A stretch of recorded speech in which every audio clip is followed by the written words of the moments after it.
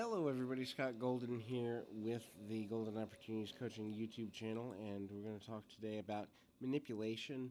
Dealing with manipulative people can be extremely difficult, however, the majority of us will have to do it. Manipulation is, after all, a desire for control in social situations and of public image. And a manipulative person is going to behave in certain ways that are pretty easy to identify. Now, that this is not to say that this is in any way a diagnostic sort of audio, and certainly if you're dealing with someone that you believe is manipulating or controlling you, certainly get mental health treatment, be it through a coach, counselor, minister, outside source, or group of people, preferably a team, because different people may notice different aspects and different things. And if you're only listening to one person, then you're only getting their viewpoint or the benefit of their expertise. When you have multiple people, you can kind of cultivate what makes the most sense to you and a strategy accordingly. But signs of what manipulative people will do: number one, they're going to devalue your opinions, your expressions, your words, your deeds, your actions, your sacrifices.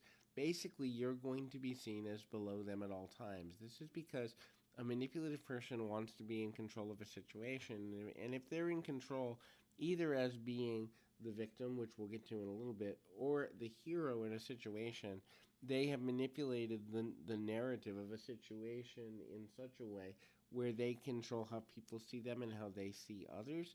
And there is a superiority nature to these types of individuals, which means the only person that can matter as much as them is someone who's been through similar things or worse than they have, or a person who is of use to them in some way. And even that person really doesn't matter. They may matter in the short run, being leveraged or used, but they don't matter in a long form way.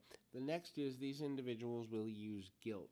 Remember, the desire for control is what the manipulator is out for from the beginning. And so, if a person is desiring control, one way to control another person is to make them feel guilty for what they've done or haven't done, said or haven't said, actions they've yet to take or won't take. And it's almost like a test of loyalty.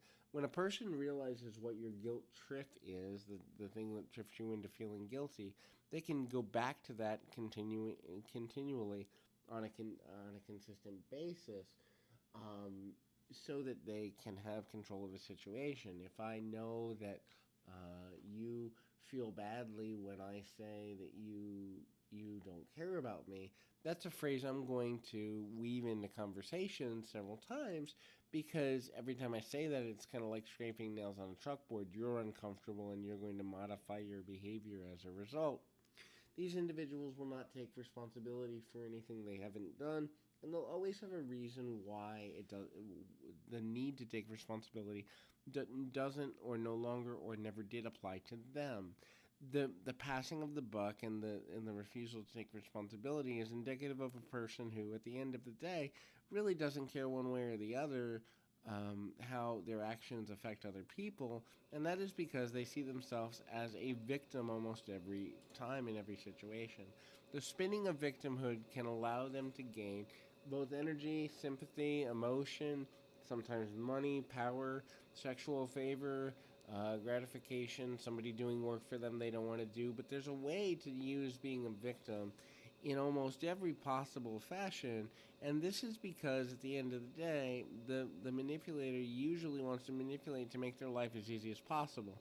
Perhaps because they feel entitled to their life being easier than other people, perhaps because they just don't feel like being bothered that day.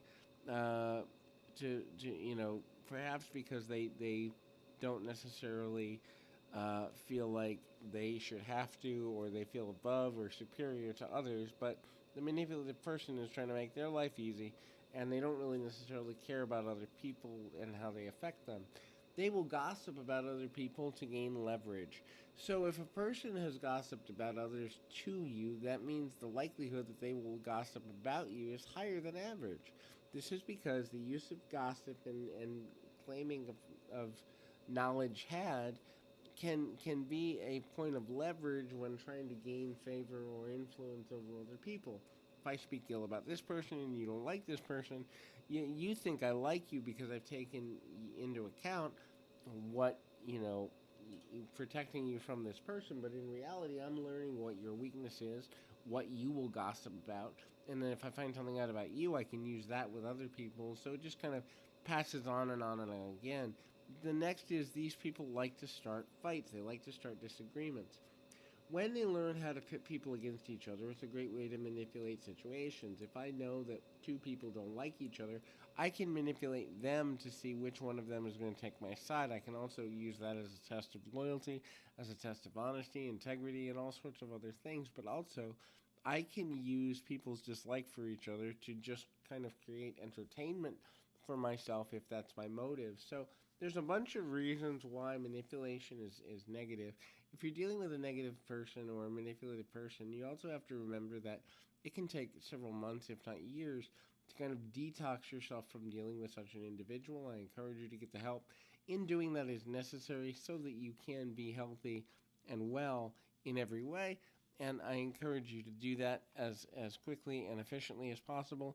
I would encourage you as well. Keep your feet on the ground, your mind in the moment. Until next time, everybody.